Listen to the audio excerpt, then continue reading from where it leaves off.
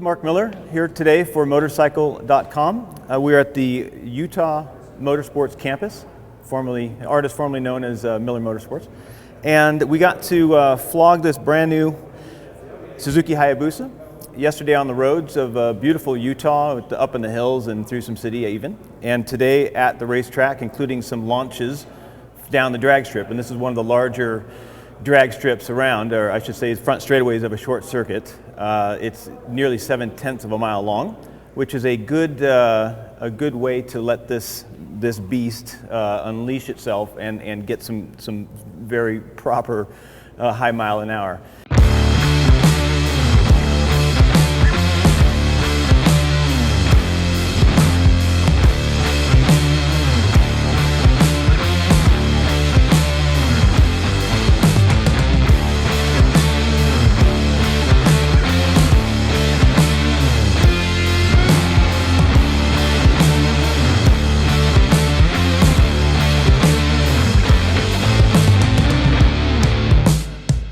I can tell you that after spending 2 days with this is the color I rode, I think it's the same bike, I'm really impressed. It's a very cool package.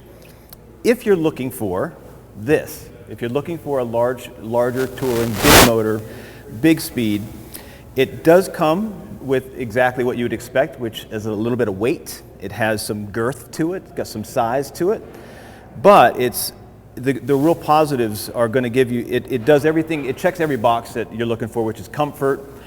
It's got some serious horsepower, serious acceleration, and the electronics and the aids and all the modern things that we're all coming to grips with, how they exactly work, how they help us, and how they can hurt us. The ABS and the traction control, wheelie control, this does have an anti-lifting device. It does everything very, very well. It's a very complete package.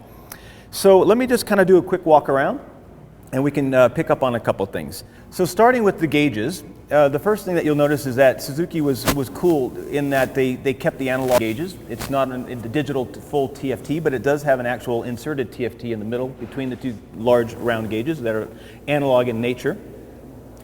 The TFT that's in the center of it is very easy to operate. After just a couple hours of kind of farting around with the menus, I was able to get into a very quick language to understand how to change some settings, and I played with everything. And after an hour, I knew basically everywhere to go to get what needs to be done.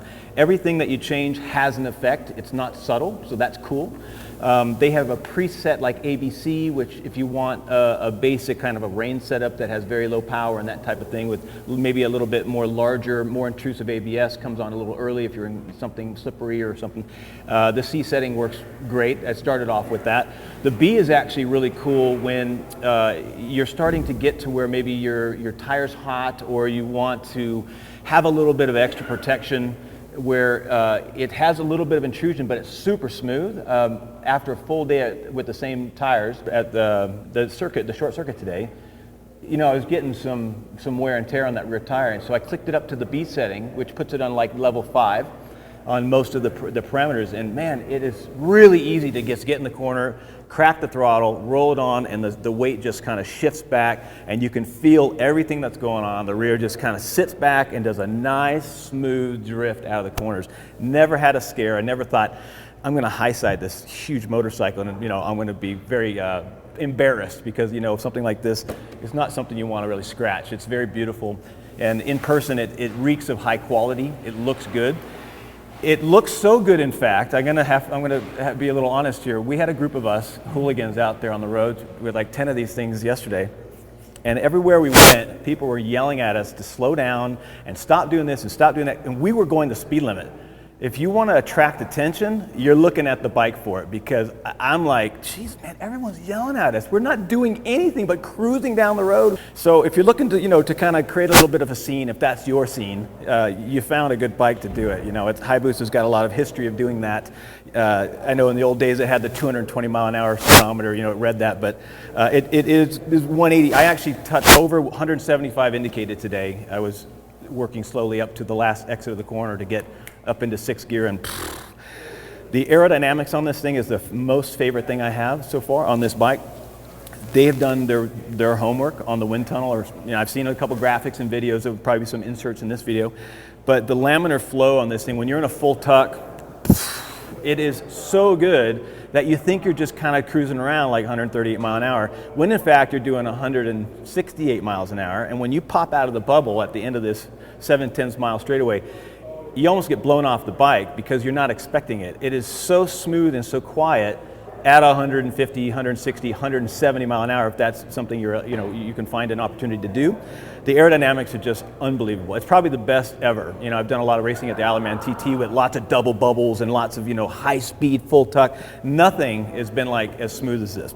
There's hardly any vibration into the bars, which was a very nice thing. I've been racing a lot of twins and V4s and stuff like that. This 4-cylinder is very smooth.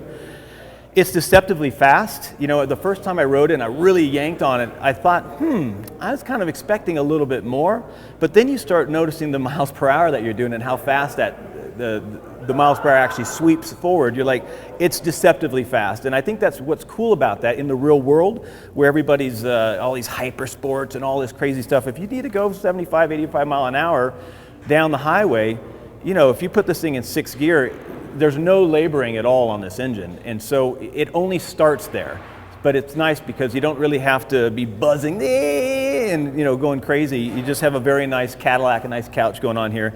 But let me tell you, on the racetrack, it did much better than I thought it was going to. That's the truth. I was expecting it to be very heavy and very difficult to turn, when in fact it's a perfectly balanced package. And the Bridgestone tires, which is a 50 profile, not a 55, which is the OEM, there's a special OEM tire for this. They worked in concert with this whole thing. They have a 50-50 balance now. It used to be a little bit different, but now it's 100% 50-50. And it never scared me. You can feel the front, you can trail brake in. I never scraped anything but these little dealies here. This is not my bike, otherwise you'd see there would be half gone. But it never did anything weird. I think the price is right. If you ask me, it could be probably sold for more. It's a lot of motorcycle for that, and I really think they've done their homework and they've done a good job. Hand on heart, I like the bike. I don't really like to draw that much attention because I tend to draw enough attention with how I ride and not with the looks. But if you're looking for something that also looks pretty nice sitting still, this is good. So that's basically it. I mean, I could go into an hour's long detail about it, but I can tell you that the ABS worked very well. The electric shifter worked very well. There's 2 settings on it. You can turn the lift control off if you want to do some power wheelies in first mostly. In second, it didn't want to do it as much, but you can do that. You can shut it off. You cannot shut off the ABS, but that's by law. It has the analog gauges for the fuel, so you can see the fuel, you can see your temperature gauge. I never once had the fan turn on in traffic. We were stop and go traffic for 30 minutes coming home yesterday.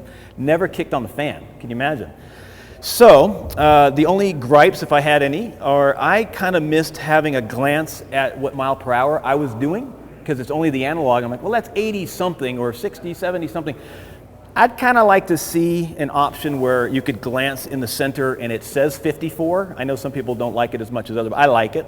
It's a little on the heavy side, of course, as you expect. I think if you could find an aftermarket exhaust system for it, you could drop a lot of weight right there. And I know it's meeting all the EPA standards, it's meeting all the noise standards and Euro 5, I believe. So those are a lot of boxes you have to check.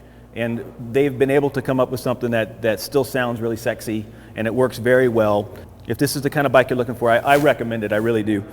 So in closing, let me just have a quick little walk around here. It's got the Brembo style calipers, which I'm a big fan of. They're very lightweight and they work very well. There's a linked braking system that I didn't feel was anything weird. On the racetrack even, I could kind of get on the rear brake to shallow up the corners. It never did anything super weird. I was a little bit nervous going into it because they said they had a linked system, and I've never been a fan of linked braking in the past, but the amount of intrusion, if you call it that it interacts with is minimal, and I think it's actually really helpful with this size of bike. Everything all the bells and whistles and the toys and the buttons and everything, they all work to help you ride this bike better, and that's the truth of it.